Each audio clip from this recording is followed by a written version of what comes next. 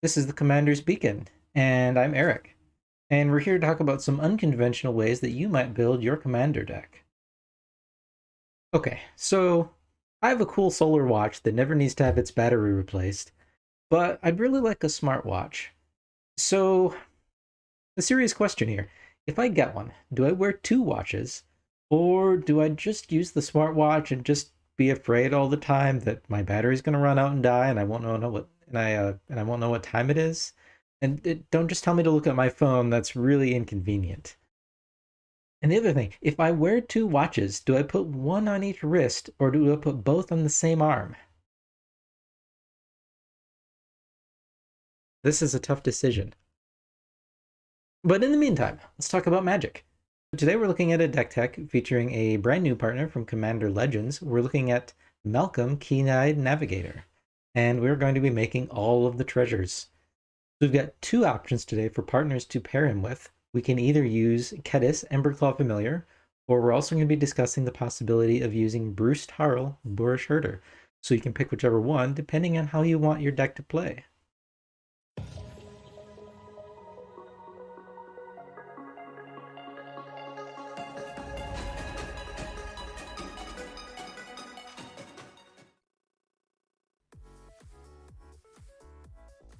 Alright, so today we've got a dual deck tech. That's right, we're building two decks today, both centered around a new partner commander from Commander Legends. And you get to pick from one of two other partners to use in your command zone. We'll go over some budget options for each of these decks as well. So there's a lot to talk about, so let's get right into it. And our hero for today is Malcolm Keen-Eyed Navigator. This is a 2/2 Siren Pirate that costs 2 and a blue. It has flying, and whenever one or more pirates you control deal damage to your opponents, you create a treasure token for each opponent dealt damage, and it also has partner. So Malcolm obviously cares about treasures, he cares about pirates, he creates treasure tokens whenever one or more pirates deal damage to an opponent. This means if I attack an opponent with 5 pirates, I only get 1 treasure. If I attack 2 opponents with 3 pirates each, I get 2 treasures, 1 from each opponent, and so on. So the number of treasures I make is determined by the number of opponents dealt damage in one instance, and not by the number of pirates dealing the damage. This means if I can deal damage to each of my opponents in a single instance, in a typical 4-player commander game, then I'll make 3 treasures. But the coolest part of Malcolm's ability is that that ability triggers whenever a pirate deals damage. That's right, it doesn't say combat damage, it says any damage dealt to an opponent, as long as the source of the damage is a pirate, will trigger Malcolm's ability. And Malcolm has some evasion in the form of flying, so he might be able to get in for commander damage, but will also want to take advantage of his ability to generate treasures through non-combat damage. But again, Malcolm has partner, so who do we want to pair him with? Well, an obvious choice is another new commander from Commander Legends. That's Breach's Brazen Plunderer. Now, brazen is not a typical word in my regular conversational vocabulary, but Wizard seems to really like this word recently. There are 7 creatures with brazen in the name. 3 of them are pirates, and 5 of them are relatively newer cards that are legal and historic.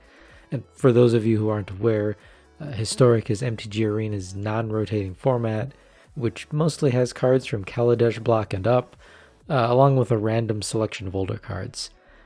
Hey, I get it. Magic has over 11,000 creature cards at the time of this recording, so it's only going to get harder and harder to come up with unique names. But we're getting off on a tangent here. Anyways, besides being brazen, Breaches is also a 3/3 Goblin Pirate that costs 3 and a red.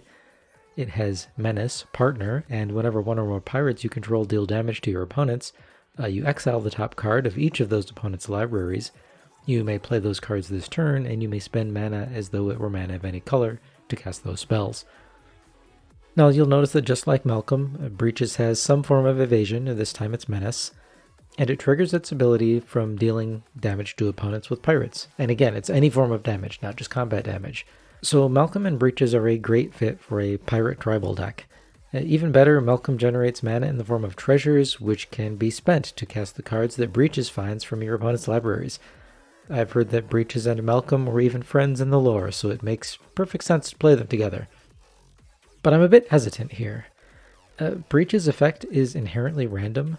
We might get powerful spells from our opponent's libraries, Or maybe they're playing a really synergy-driven deck, like Elves Tribal or something. I mean, finding an Immaculate Magistrate from Breach's Trigger is going to be pretty useless to us, for example. Malcolm's ability, however, is consistent. It makes mana, and that's consistently powerful. There are so many ways to take advantage of having large amounts of mana that might not synergize well with Breaches. With Breaches, for example, we might think about more effects that steal our opponent's cards, like Etali or Chaos Wand. Malcolm, on the other hand, might want big mana X spells to spend all that treasure mana on, like Comet Storm, or focusing on more treasure production cards like Brass's Bounty.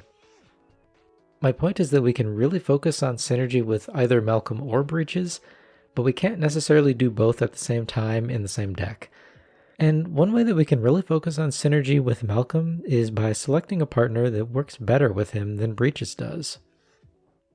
And I have two such options for us today. The first is the adorable Kediss, Emberclaw Familiar. Kediss is a 1/1 elemental lizard that costs 1 and a red. It has partner, and whenever a commander you control deals combat damage to an opponent, it deals that much damage to each other opponent. So with both Kediss and Malcolm on the battlefield, whenever Malcolm deals damage to an opponent, Kediss causes Malcolm to deal that much damage to each other opponent.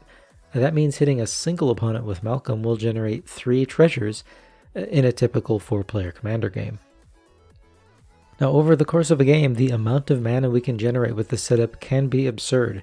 There are, of course, methods that will let us hit an opponent multiple times per turn with Malcolm, which will dial our treasure production up to insane levels. We'll go over those specifics later, though. I really like using Kediss as a partner here because he spreads damage around to the table rather than concentrating it all on a single opponent, and I think that makes opponents far less likely to remove Kediss or Malcolm. I mean, Malcolm only hits in combat for 2 damage, so your opponents really won't feel too threatened if they take a few hits. And because Malcolm flies, you only need to find one opponent that can't block flyers in order to get Malcolm in for damage against each opponent.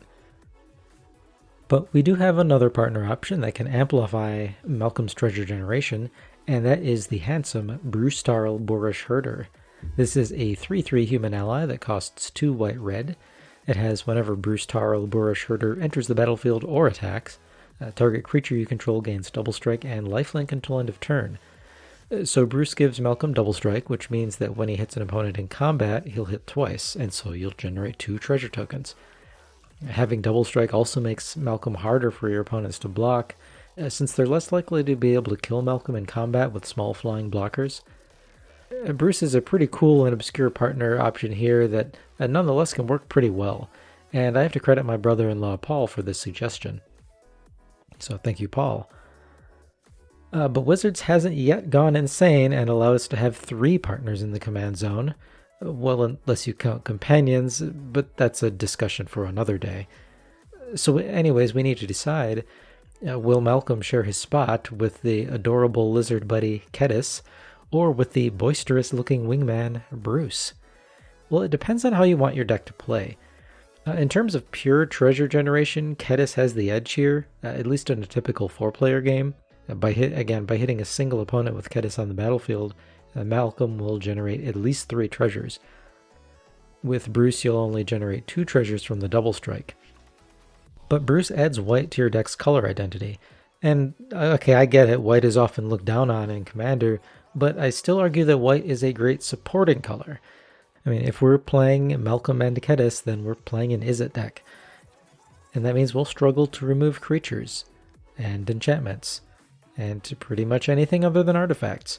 We'll have to rely on mostly subpar board wipes, and adding white solves all of this. Adding white gives us a lot of resilience in our deck, and of course Bruse Tarl also gives lifelink to help us sustain our life total a bit. Now, Izzet decks can be, and often are, filled with control pieces, but we're playing Pirate Tribal and generating all the treasures. We're not a Niv Mizzet Spellslinger control deck. So I think if you want to play an aggressive deck that's all in on the treasures, you'll use Kediss. And if you want to be better able to survive being attacked or just otherwise targeted by your opponents, you'll play Bruse. And today we're going to go over deck techs for each of these options. But regardless of which one you pick, there is a key similarity shared by both the Bruse and Kediss versions of this deck, and which differs from the Malcolm and Breaches partner pairing we were discussing earlier. And that's that with Breaches and Malcolm, we are playing Pirate Tribal. We might get value from Malcolm in the form of treasures, or we might get value from Breaches in the form of stealing our opponent's cards, but really we're just jamming the best pirates and pirate synergies that we can. Again, we're playing Pirate Tribal. When we use Bruse or Kediss, however, these partners play a supporting role to Malcolm. I mean, having Bruse on the battlefield without Malcolm is okay, but not amazing. Having Kediss without Malcolm is almost worthless. So in both of these builds, Malcolm is the centerpiece. If you're unable to utilize Malcolm, you're not going to have a good time. So whether we use Bruse or Kediss as our partner, we need to make sure that we can protect Malcolm and maximize his presence on the battlefield. Fortunately, we will be well rewarded when we do so. So with that long-winded introduction out of the way, let's get into these deck techs and talk about how we're going to rake Malcolm Keen-Eyed Navigator.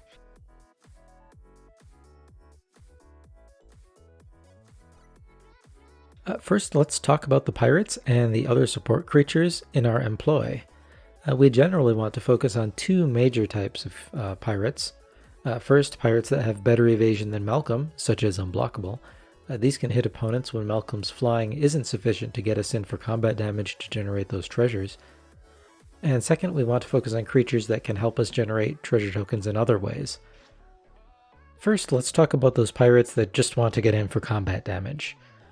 Departed Deckhand and Slippery Scoundrel, these are blue 2/2 pirates that are both simply unblockable. Well, almost unblockable. Departed Deckhand can technically be blocked by spirits, but this shouldn't be an issue most of the time. Departed Deckhand also lets you pay 3 and a blue to make another target creature you control unblockable this turn except by spirits. The most obvious target for this is Malcolm, since it allows him to hit any opponent and generate several treasures when Kediss is on the battlefield. Slippery Scoundrel is technically only unblockable if you have the city's blessing, which means if you have 10 or more permanents on the battlefield at any point in time in which this card is also on the battlefield, you'll then gain the city's blessing for the rest of the game. And when you have the city's blessing, Slippery Scoundrel is unblockable and hexproof. We've got Warkite Marauder. This is a 2/1 blue pirate with flying, and when it attacks, target creature defending player controls loses all abilities and has base power and toughness 0/1 until end of turn. That means that target creature will lose flying and reach, for example, so Warkite Marauder can avoid blockers if the defending player has only one creature that could otherwise block flyers. And Daring Saboteur is a 2/1 blue pirate. You can pay 2 and a blue to make it unblockable until end of turn. This is a little bit expensive, but on the other hand, when it deals combat damage to a player, you get to draw a card, then discard a card. But what other pirates do we have that can help us generate treasures? Impulsive Pilferer is a 1/1 goblin pirate that costs red. When it dies, you make a treasure. It also has Encore, which is a new mechanic in Commander Legends. You can exile it from your graveyard at sorcery speed for its Encore cost, in this case paying 3 and a red mana. When you do, you make a token copy of this creature for each opponent, and then that token copy must attack that opponent this turn. And at the end of the turn, you sacrifice those tokens. So in a typical 4-player game, Impulsive Pilferer will create 1 treasure token initially, assuming no one exiles it rather than killing it, of course. And then you make 3 more treasures when you encore it, again assuming you have 3 opponents. We've got Captain Lannery Storm. This is a 2/2 pirate with haste that generates a treasure token when it attacks, and it gets +1/+0 until end of turn whenever you sacrifice a treasure. The Lightning Rig Crew can help us generate treasures with Malcolm outside of combat. This is a 0/5 pirate that costs 2 and a red. It can tap to deal 1 damage to each opponent, and it untaps whenever you cast a pirate spell. So if you've got Malcolm on the battlefield, Lightning Rig Crew taps to generate 3 treasures in your typical 4-player game. And you can use this ability multiple times per turn if you cast some pirates. But the star of this deck has to be Glinthorn Buccaneers. This is a 2/4 pirate that costs 1 red. It has haste, and whenever you discard a card, it deals 1 damage to each opponent. You can pay 1 and a red to discard a card, then draw a card, but you can only use this ability when Glinthorn Buccaneers is attacking. So as long as you have Malcolm and Glinthorn Buccaneer on the battlefield, and enough mana to activate Glinthorn Buccaneer's ability at least once, this is usually an instant win combo during your combat step. Just go to combat and attack with Glinthorn Buccaneer. Pay your 1 and a red to activate its ability, Discard a card, draw a card. Well, since you discarded a card, Glinthorn Buccaneers deals 1 damage to each opponent. Malcolm then generates 3 treasures because you've got 3 opponents. Spend 2 of those treasures to activate Glinthorn Buccaneers' ability again. Draw, discard again, deal 1 more damage to each opponent, and create more treasures, and repeat. So as long as you've got more cards in your library than the highest life total among your opponents, you can kill the whole table. Be aware that this is a relatively cheap and easy combo to pull off since it only requires 1 card plus your commander, so make sure your playgroup is okay with combos like this first. But we're not done with pirates yet. We've got a few more useful crew members. Coastline Marauders and Fathomfleet Swordjack are 2 new pirates from Commander Legends that have Encore. Coastline Marauders is a 0/3 pirate that costs 2 and a red. It has Trample, and when it attacks, it gets +1/+0 until end of turn for each land defending player controls. And it has Encore for 4 and 2 red, so this can be an excellent finisher if it's sitting in your graveyard. And this is a great way to punish green decks that use a lot of ramp. But Fathomfleet Swordjack might be even stronger in this deck. This is a pirate that, when it attacks, it deals damage to the defending player or planeswalker equal to the number of artifacts you control. Yes, that counts treasures. And notice this is an on-attack trigger, so Fathomfleet Swordjack doesn't even need to get in for combat damage. This guy will win you games. Finally, if you're using Bruse Tarl as your partner, you'll also get Mother of Runes. This is a 1/1 for 1 white that can tap to give target creature you control protection from the color of your choice until end of turn. We can use this as protection against targeted removal and against blockers to help Malcolm get in for combat damage. And of course, we'll include Kediss in the 99 of our Bruse Tarl deck as well. Now, if Kediss is our second in command, we've got a few more pirates in the deck, so we're including more pirate synergies. A Coercive Recruiter is a 4/3 for 4 and a red. When it or another pirate enters the battlefield under your control, you gain control of target creature until end of turn. You untap that creature, it gains haste, and it also becomes a pirate until end of turn. So stealing your opponent's creatures is great, and this can also help you generate extra treasures from Malcolm since the stolen creature becomes a pirate. And Merchant Raiders is a 2/4 that costs 3 and a blue. When it or another pirate enters the battlefield, you can tap target creature, and that creature doesn't untap for as long as Merchant Raiders is on the battlefield. So Merchant Raiders can permanently tap down multiple creatures if you keep deploying pirates. This is really good. Why is this card so good? It's an uncommon.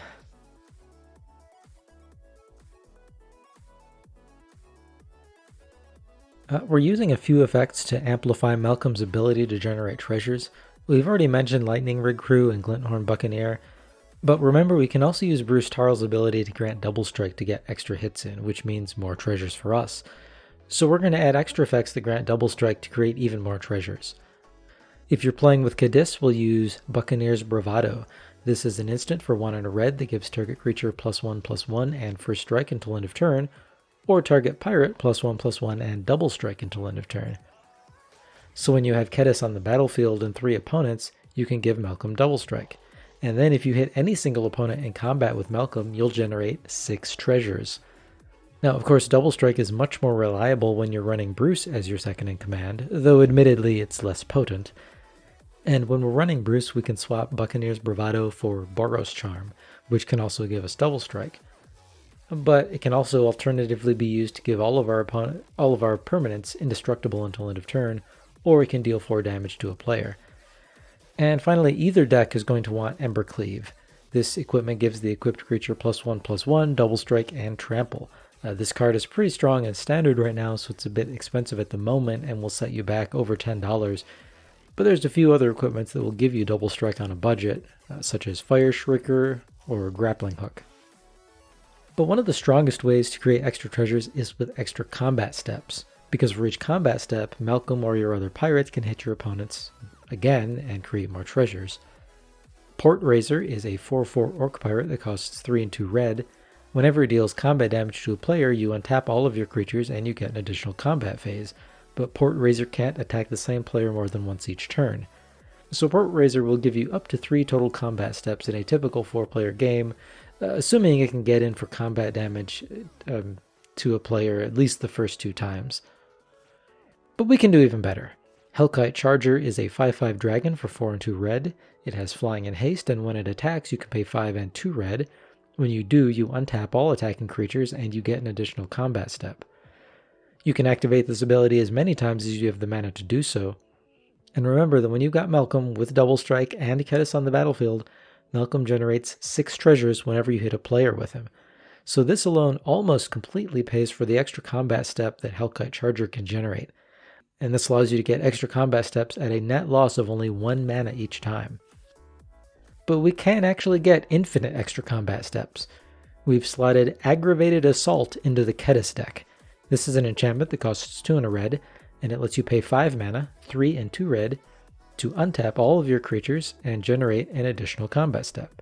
And again, if Malcolm and Kediss are on the battlefield, and if you've managed to give Malcolm Double Strike, and if you have at least 3 opponents, Malcolm can generate 6 treasures when he hits an opponent. Spend 5 of these to get an extra combat step with Aggravated Assault, and you will have infinite combat steps and net 1 extra treasure from each one, at least until one opponent dies and Malcolm starts generating fewer treasures. But most of the time this will instantly win you the game. And remember again that you only need 1 opponent that can't block flyers, and Kediss will ensure that Malcolm will deal damage to all of your opponents. Now, Aggravated Assault will set you back $15 or $20. It's an amazing card in this deck, but if it's outside your budget, you could consider an alternative extra combat card. Relentless Assault, for example, is a sorcery for 2 and 2 red that gives you 1 additional combat step, and only 1. This is far worse than Aggravated Assault, which can again potentially give you unlimited combat steps, but I understand, sometimes sacrifices need to be made for the budget. In this case, I would highly recommend you keep Aggravated Assault in the deck if it's practically within your means to do so, since it's just such a powerful card in our strategy, and unfortunately there really isn't a good budget alternative.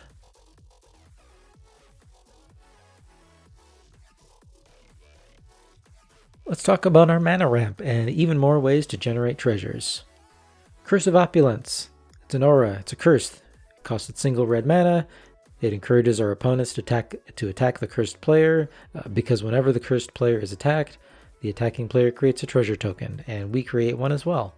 Of course, we're running Bruse's Bounty. This is a sorcery that costs 6 and a red, and it generates treasures equal to the number of lands we control. Dockside Extortionist, broken card, creates the treasures, run it if you've got it, I don't need to say this. Now, of course, as well, if Bruse is your second in command, we're running Smothering Tithe. I mean, we'd run it in any deck that has white pretty much, but it makes even more sense to include it here. So yeah, Smothering Tithe. Now, the Kediss version of the deck cannot use Smothering Tithe, so we're going to swap it out for Krark Clan Ironworks. This is an artifact that costs 4. It lets us sacrifice artifacts for 2 colorless mana each. So now our treasure tokens can produce twice as much mana, provided that we're okay with getting colorless mana instead of colored mana. And this is going to work great with our X-Mana finisher spells that we'll talk about later. Of course, Dockside Extortionist, Smothering Tithe, Krark Clan Ironworks, these are all expensive cards. As a budget alternative, you could consider Inspiring Statuary. This is an artifact that costs 3. It gives your non-artifact spells Improvise. This means you can tap an untapped artifact to pay for 1 generic mana in your non-artifact spells casting costs. So with Inspiring Statuary, you can tap your treasure tokens for mana rather than sacrificing them. Again, as long as you're okay with getting colorless mana instead of colored mana. Now in the Bruse deck, we'll run Prying Blade. This is an equipment that gives the equipped creature +1/+0, and whenever the equipped creature deals combat damage to a player, you generate a treasure token. Since Bruse gives Malcolm fairly reliable access to Double Strike, a Prying Blade will often generate 2 treasures per round since that equipped creature hits the opponent twice. And finally, I'm hesitant to say it, but you should play Hullbreacher. This is that controversial Merfolk pirate from Commander Legends that has Flash, and it says, if an opponent would draw a card except the first one they draw during their draw step, instead, I repeat, instead, you make a treasure token. So as long as this guy is on the battlefield, your opponents can't draw extra cards, and it has Flash, and you get more treasures. This card is absurdly overpowered, but it's a pirate, it makes treasures, we should use it in this deck, unless of course you want to remain friends with anyone in your playgroup. Also, Hullbreacher is already over $20. This is not surprising by any means, But if you want a more fair and perhaps a more budget option, you could consider Storm the Vault. This is an enchantment that costs 2 blue-red. It has whenever one or more creatures you control deal combat damage to a player, you create a treasure token. And at the beginning of your end step, if you have 5 or more artifacts, you transform it into Vault of Cataclan. And this is a land that can tap for mana of any color, or it can tap to add blue to your mana pool for each artifact you control. So initially this will make you a few treasures, but eventually it'll just make you a bunch of mana for tapping it without even sacrificing your treasures. We'll run a few more mana rocks in our deck as well, but they're not terribly exciting to talk about. Please check out the links in the description for deck lists for both the Bruse, Tarl, and the Kediss versions of this deck for all of the details.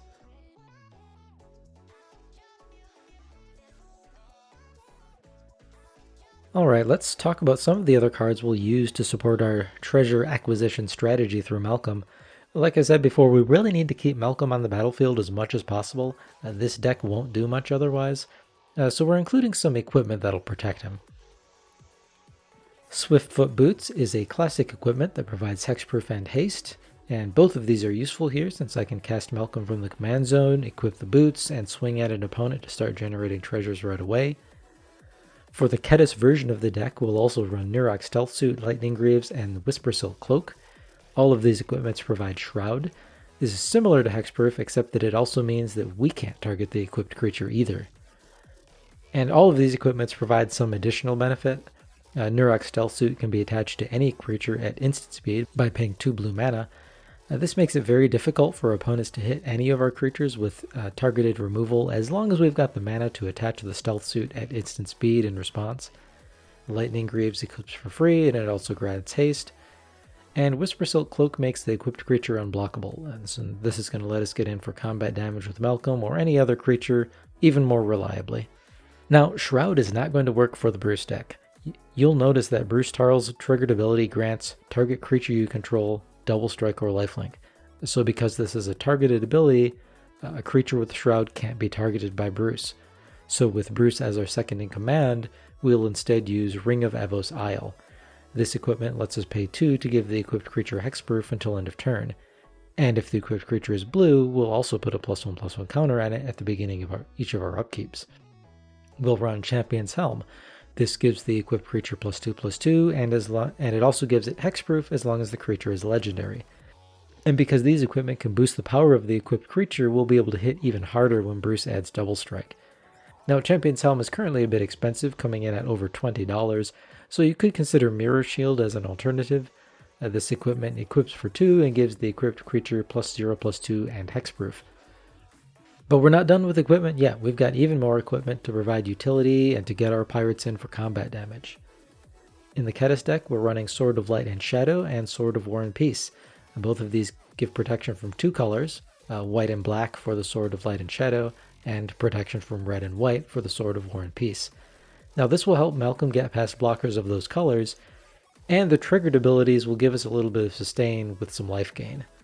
And that's important here because our deck doesn't really have blockers or any other way to survive against aggressive opponents outside of a mediocre set of removal. A Sword of Light and Shadow gains us 3 life and returns a creature card from our graveyard to your hand whenever we deal combat damage to an opponent. And Sword of War and Peace lets us gain life equal to the number of cards in our hand and deals damage to the defending player equal to the number of cards in their hand when we deal combat damage to that player. Now, Bruse doesn't need as much extra sustain since he already provides lifelink, and any creature that we equip with these swords can't be targeted by Bruse anyways, since they protect the equipped creature from at least one of Bruce's colors. So in the Bruse deck, we will instead use Hammer of Nazan and Sword of Feast and Famine. Hammer of Nazan gives the equipped creature +2/+0 and indestructible, and Sword of Feast and Famine gives the equipped creature +2/+2, protection from green and black, and when that creature deals combat damage to a player, that player discards a card, and you untap all of your lands. Finally, some of these equipment, especially the swords, will tax your budget quite a bit.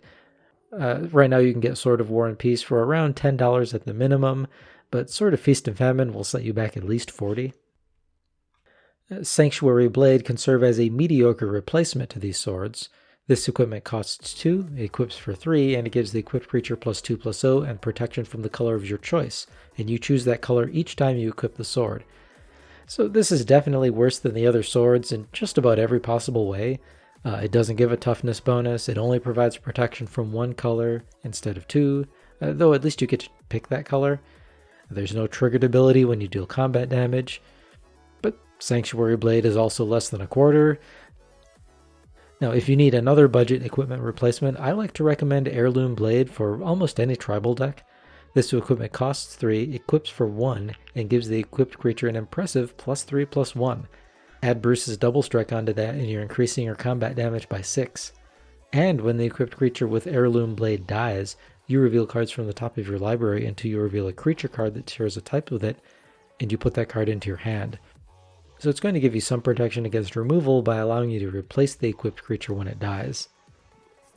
And with all of this equipment in our deck, Bruse can run tutors like Steel Shaper's Gift and Open the Armory to let us tutor whatever equipment we need out of our deck for only 1 or 2 mana. Open the Armory is also easier on the budget, and it lets us find auras. And there are a few very powerful auras in this deck that we'll go over later too. In the Kediss version of the deck, we'll run Deadeye Quartermaster instead. This is a 2/2 pirate that costs 3 and a blue. When it enters the battlefield, we get to tutor an equipment from our library into our hand. Blue does have plenty of other artifact tutors you could choose to run instead. I picked Deadeye Quartermaster here for budgetary reasons and because it's another pirate to provide occasional synergy for us. Finally, if we're using Bruse, we'll run Ghostly Prison. Just like the Kediss version of the deck, the Bruse version doesn't really give us many blockers to deter our opponents from attacking us, but the addition of white does afford us protection in other ways. Ghostly Prison is an enchantment that requires a player to pay 2 mana for each creature that they want to attack us with. But of course, we've got other ways to protect ourselves too. Let's talk about some removal.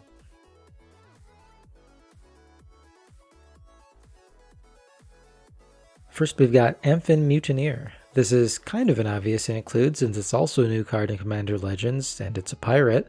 This is a 3/3 Salamander pirate that costs 3 and a blue. When it ETBs, you exile target non-Salamander creature, and that creature's controller creates a 3/3 Salamander creature token. And it has Encore for 4 and 2 blue. So over its lifetime, Amphin Mutineer will generally exile up to 4 creatures. It doesn't have too many great options for creature removal, so we'll take this. Now, when Bruse is our co-pilot, we do have a lot more options for removal with the addition of white, but I think Amphin Mutineer still deserves a slot in this deck just because it's a pirate, so we'll still use this even in the Bruse version of the deck. For mass removal in the Kediss deck, we're generally left with subpar options. I don't personally use Cyclonic Rift in my playgroup. That said, it's obviously broken, so if you have one and your playgroup's okay with it, you should use it. In the Kediss build, I'm using mass bounce effects with Evacuation, River's Rebuke, and Coastal Breach. Evacuation is helpful for protecting us against aggressive attackers, since again we won't have too many blockers in our deck. This just returns all attacking creatures to their opponent's hand. River's Rebuke returns all non-land permanents that a single opponent controls to their owner's hand. This leaves our creatures in play, and so that opens up that single opponent for us to easily attack and hopefully generate some treasures. And Coastal Breach just returns all non-land permanents to all players' hands, so this is our general mono blue board wipe. We're also using Blasphemous Act as a more permanent board wipe, at least for creatures. This just deals 13 damage to each creature. Now, we'll generally have better options for removal in the Bruse version of the deck with the addition of white. Settle the Wreckage will usually perform better than Evacuation. It costs 1 less mana, and it exiles all attacking creatures rather than returning them to their owner's hand, though it will ramp the attacker by 1 land for each creature exiled this way. Time Wipe and Austere Command are solid general-purpose board wipes that we can take advantage of in Azorius colors. I probably don't need to defend these options too much. But perhaps the most synergistic and admittedly annoying piece of removal that we'll use is Sigil of Sleep. This is an aura that costs blue, and whenever the enchanted creature deals damage to a player, you get to return target creature that player controls to its owner's hand. Notice the magical words damage. This triggers from damage, not combat damage. So in the Bruse deck, Malcolm can get double strike from Bruse and bounce 2 creatures back to the defending player's hand. In the Kediss deck, Malcolm can deal damage to each opponent, so when we attack and we're not blocked, we'll bounce one of each of our opponent's creatures back to their hand. And this only gets more insane if we put the Sigil of Sleep on Lightning Recruit or Glinthorn Buccaneer. Now we can just start mass bouncing all of our opponent's creatures without even attacking. And for 1 mana. And remember, the Bruse deck can tutor this aura out of your library with Open the Armory. We've got Spell Swindle. This is a 5 mana counter spell, but when we counter a spell with it, we create treasure tokens equal to that spell's converted mana cost. I'm usually hesitant to pay 5 mana for a counterspell, but it fits well here, it makes sense. Finally, we've got Reckless Fireweaver. This is a 1/3 human artificer that costs 1 and a red, and it deals 1 damage to each opponent whenever an artifact enters the battlefield under our control. Of course, that includes each and every treasure that Malcolm spits out. Seems good, put it in. The rest of the removal is pretty straightforward, so I won't discuss it here. Check out the deck list in the description for full details. But let's move on. How are we going to keep our hand full?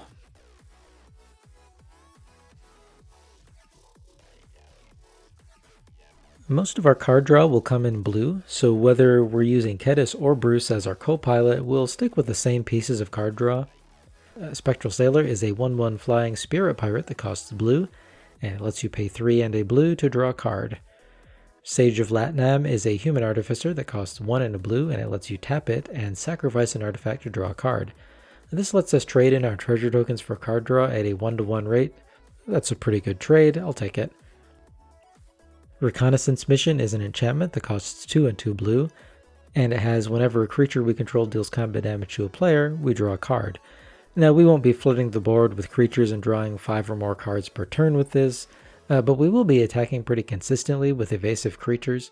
I chose Reconnaissance Mission because it can be cycled for 2 mana if you can't use it right now.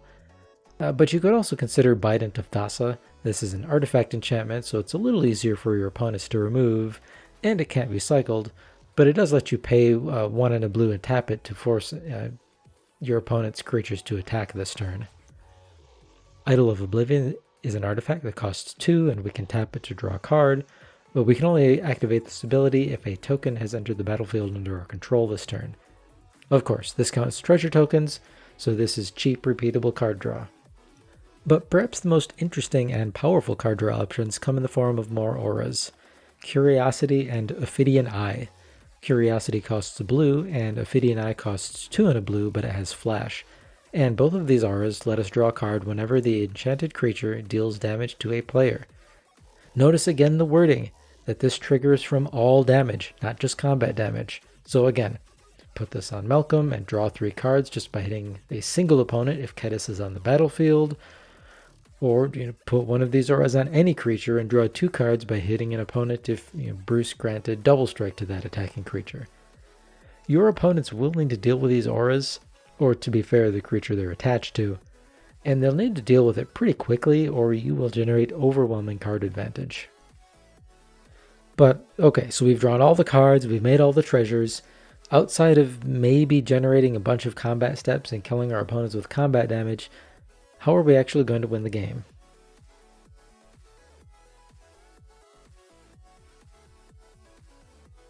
We have a few ways of taking advantage of all of this treasure production.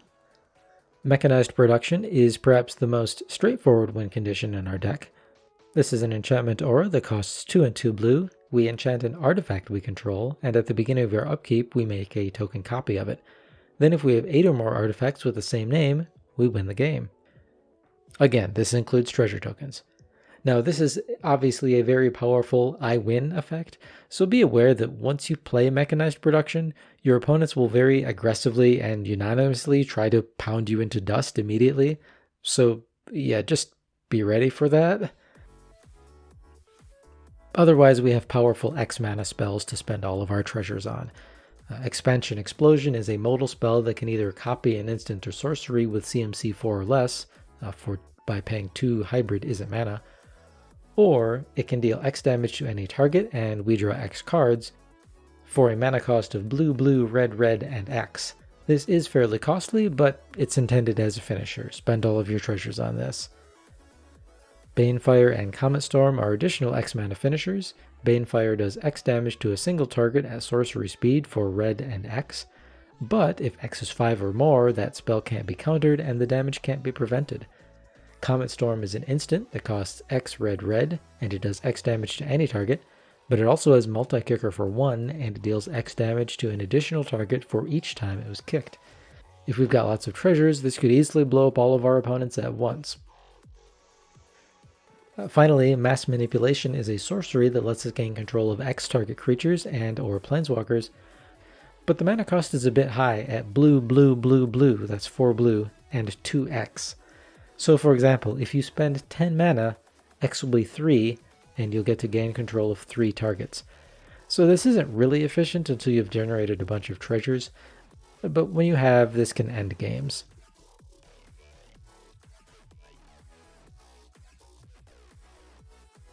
And lastly, we need to talk about the mana base for this deck. Now, I'll only mention a few of the least obvious land cards here, but again, see the description for links to full deck lists. Rogue's Passage, this gives us additional help in getting creatures in for combat damage. We can pay 4 and tap it to make target creature unblockable this turn. Commander Staple, it fits well here, we'll run it. If Bruse is our co-pilot, we'll also use Sunhome, Fortress of the Legion, and Slayer's Stronghold. These lands both tap for colorless, and they both have combat-centric abilities that'll help us get in for combat damage. Sunhome lets you pay red, white, and 2 and tap it to give target creature double strike until end of turn, and Slayer's Stronghold lets you pay red and white and tap it to give target creature +2/+0 haste and vigilance until end of turn. You might also consider running Maze of Ith and Thaumatic Compass. These will both help you deal with attackers since, again, we don't really block in this deck. Maze of Ith can be tapped to untap an attacking creature and prevent all combat damage it would deal this turn. Thaumatic Compass can do the same after it transforms into Spires of Orazca, which happens at the end of your turn if you have 7 or more lands in play. And before then, it can help you make your land drops by paying 3 and tapping it to search your library for a basic land to put into your hand. I haven't included these in my build, but they are reasonable inclusions if you want to increase your defenses a bit. But that is it for the contents of the Malcolm, Kediss, and Malcolm Bruse decks. Let's go over the deck costs and stats.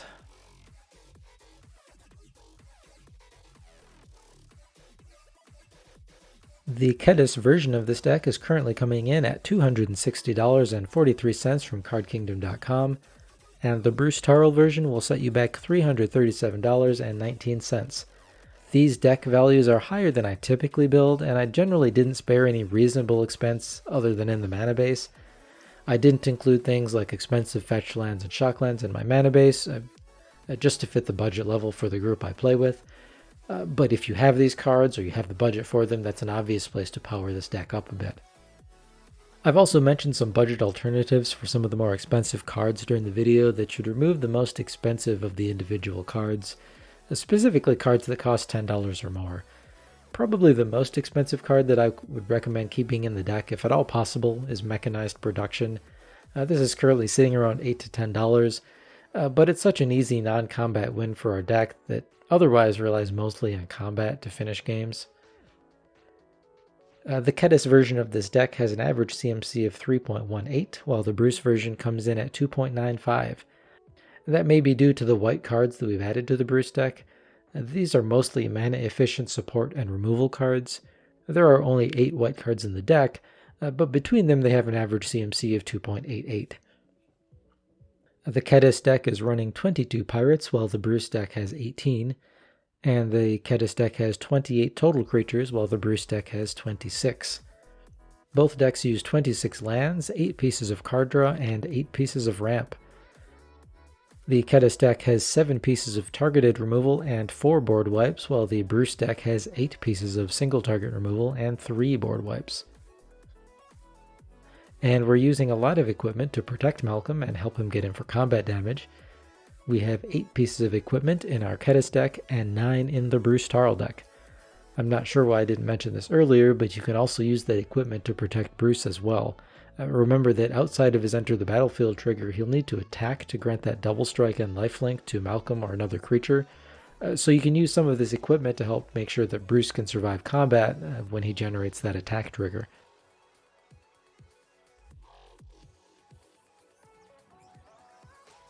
And that is our partner commander deck featuring Malcolm Keen-Eyed Navigator, supported by either Kediss Emberclaw Familiar or Bruse Tarl Boorish Herder. This is a fairly aggressive deck with a pretty single-minded game plan to make as many treasures as possible, facilitated primarily by Malcolm. You can pick Kediss as a supporting commander if you want to maximize your treasure production potential, and I'd recommend Bruse if you want a bit more resilience and sustain. But that is all I've got for today. Please like this video or subscribe if you found any of this useful. I post weekly videos describing all sorts of unconventional ways that you can build your commander decks, from budget alternatives to deck text to top 10 lists. And thank you for watching.